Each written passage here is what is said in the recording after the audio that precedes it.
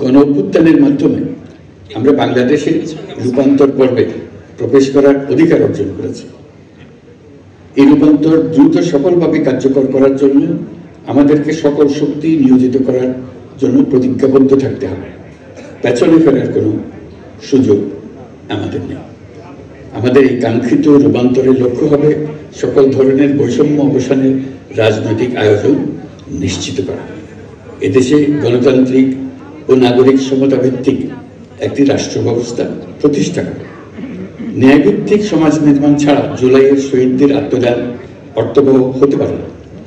ফেসিবাদ বাংলাদেশকে আদর্শভিত্তিক সকল রকমের লক্ষ্য থেকে বিচ্যুত করে গভীর অন্ধকারের দিকে আমাদেরকে নিয়ে গিয়েছিল। আমরা আবার প্রিয় বাংলাদেশকে সাম্য, মানবিক মর্যাদা ও ন্যায় বিচারের পথে ফেরাবার লক্ষ্যে কাজ করছি। ফোরাম ফর বাংলাদেশ স্টাডিজের পক্ষ থেকে আপনাদের এই জাতীয় সংগ্রাম আমাদেরকে আমাদের নতুন কক্ষপথ রচনা এবং তার যথাযথ স্থাপনে বিশেষভাবে সাহায্য করবে। আমি ফোরাম ফর বাংলাদেশ স্টাডিজকে অশেষ ধন্যবাদ জানাচ্ছি এই আয়োজনের জন্য এবং আমাকে আমন্ত্রণ করার জন্য, দুটি কথা বলার সুযোগ দেওয়ার জন্য। আপনারা এই সংলাপে তিনটি বিষয়কে বিশেষভাবে গুরুত্ব দিয়েছেন: ঐক্য, সংস্কার ও নির্বাচন। সংস্কার বিষয়ে আমাদের মধ্যে ঐকমত্য প্রয়োজন, এর কোনো বিকল্প নাই। এই তিন লক্ষ্যের কোনোটিকে ছাড়া কোনোটি সফল হতে পারবে না। ঐক্যবিহীন সংস্কার কিংবা সংস্কারবিহীন নির্বাচন বাংলাদেশকে এগিয়ে নিতে পারবে না। পাশাপাশি আমরা বলতে পারি না যে আমাদের ছাত্র জনতা অটুট সাহসে শিশু হত্যাকারী ও পৈশাচিক ঘাতকদের মোকাবেলা করেছে।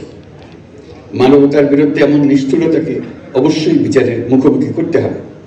গুম খুন থেকে জুলাই গণহত্যার বিচারের চ্যালেঞ্জের বিষয়টি আপনারা আপনাদের সংলাপের অন্তর্ভুক্ত করেছেন, এতে আমি আশ্বস্ত হয়েছি।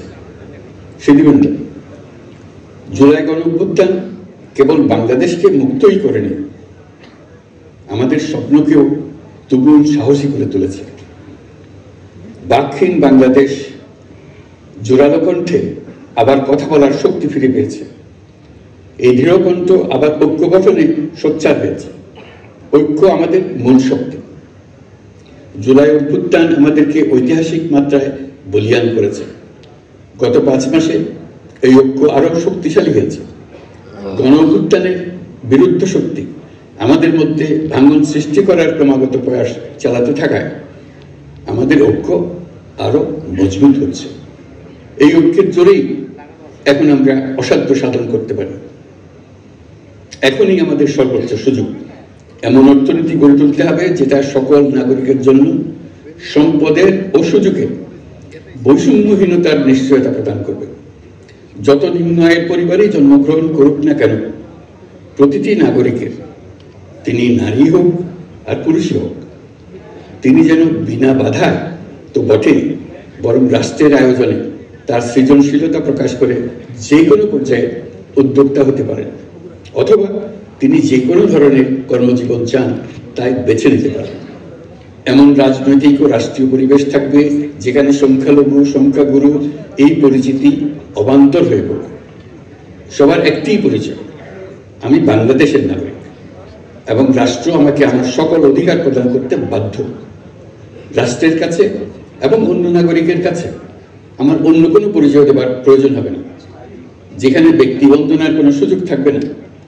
দেশের ভেতরে বা বাইরে প্রভুভৃত্তির কোনো সম্পর্কের সুযোগ থাকবে না। আমরা বাংলাদেশের নাগরিক হবার সুবাদে হব বিশ্ব নাগরিক। দেশের মঙ্গল সাধন করা যেমন হবে আমাদের নাগরিক দায়িত্ব, তেমনি বিশ্বের মঙ্গল সাধন করাও আমাদের কর্তব্য।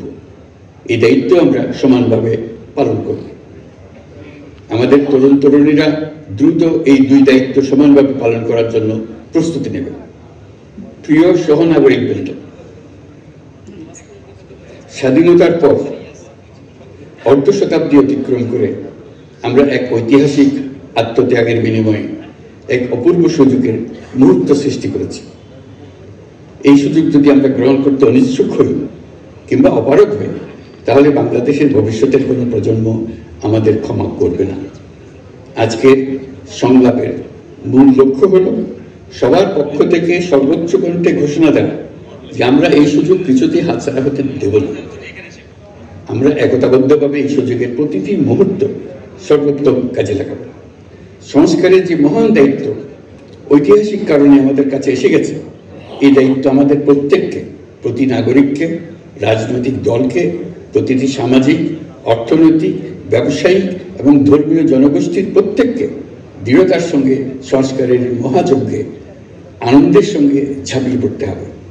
আজকে আপনাদের সংলাপে ঘোষণা দিন কে কিভাবে এই মহা গৌরবের দায়িত্ব পালন করবেন। সংস্কার ও নির্বাচনের প্রস্তুতি একই সঙ্গে চলতে থাকবে। নির্বাচনের প্রস্তুতির কাজ মূলত নির্বাচন কমিশনের। নাগরিকদের নির্বাচনের তারিখ না পাওয়া পর্যন্ত এই প্রক্রিয়ায় সময় দিতে হয় না, কিন্তু সংস্কারের কাজে সকল নাগরিককে অংশগ্রহণ করতে হবে। যারা ভোটার তারা তো অংশগ্রহণ করবেনই, তার সঙ্গে যারা ভবিষ্যতে ভোটার হবেন তারাও সর্বাত্মকভাবে সংস্কারের কাজে নিজেদেরকে নিয়োজিত করুন।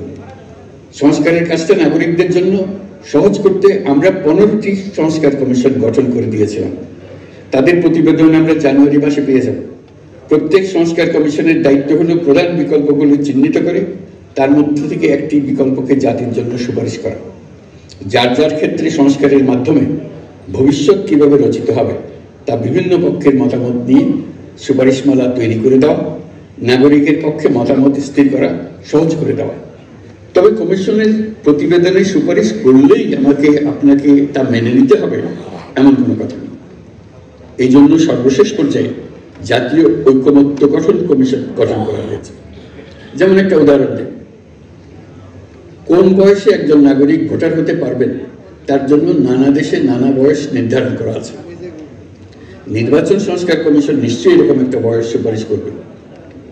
সেই বয়স আমার পছন্দ হতেও পারে, নাও হতে পারে। ধরুন আমি তরুণদের তাড়াতাড়ি ভোটার করার পক্ষে। যে যত তরুণ পরিবর্তনের প্রতি তার আগ্রহ তত বেশি, এই হলো আমার যুক্তি। তার উন্নতাকে শক্তি যোগায়, তথ্য প্রযুক্তির সঙ্গে তার গভীর সখ্যতা তাকে এই শক্তি যোগায়। তরুণটার সংখ্যায়ও বেশি, দেশের ভবিষ্যৎ নিয়ে তার আগ্রহী, নিজের ভবিষ্যৎ নিয়ে তার মতামত দেওয়ার জন্য আমি মনে করি ভোটার হওয়ার বয়স 17 বছর নির্ধারিত হওয়া উচিত। নির্বাচন সংস্কার কমিশন কি সুপারিশ করবেন তা আমার জানা নেই, কিন্তু দেশের বেশিরভাগ মানুষ যদি কমিশনের সুপারিশ করা বয়স পছন্দ করে, ঐকমত্যে পৌঁছার জন্য আমি তা মেনে নেব। সবকটা কমিশন মিলে আমাদের সামনে বহু সুপারিশ তুলে ধরে। আমরা এখন এমন পর্যায়ে পৌঁছেছি যে যাই মতামত হোক না কেন, আমরা দ্রুত একটা ঐকমত্য প্রতিষ্ঠিত করে সংস্কারের কাজগুলো করে ফেলতে চাই। নির্বাচনের পথে যেন এগিয়ে যেতে পারে সেই ব্যবস্থা করতে চাই। আপনাদের আজকের সংগ্রাম জাতির সামনে সকলের কাছে গ্রহণযোগ্য এমন একটি প্রক্রিয়া তুলে ধরে আমাদের এই দায়িত্বকে সহজ এবং গতিময় করে দেবে আশা করছি। সংলাপের এই প্রক্রিয়া অব্যাহত রাখার জন্য আপনাদেরকে আহ্বান জানাচ্ছি। এই উদ্যোগের জন্য ফোরাম ফর বাংলাদেশ স্টাডিজকে অশেষ ধন্যবাদ জানিয়ে আমার বক্তব্য শেষ করছি। আসসালামু আলাইকুম।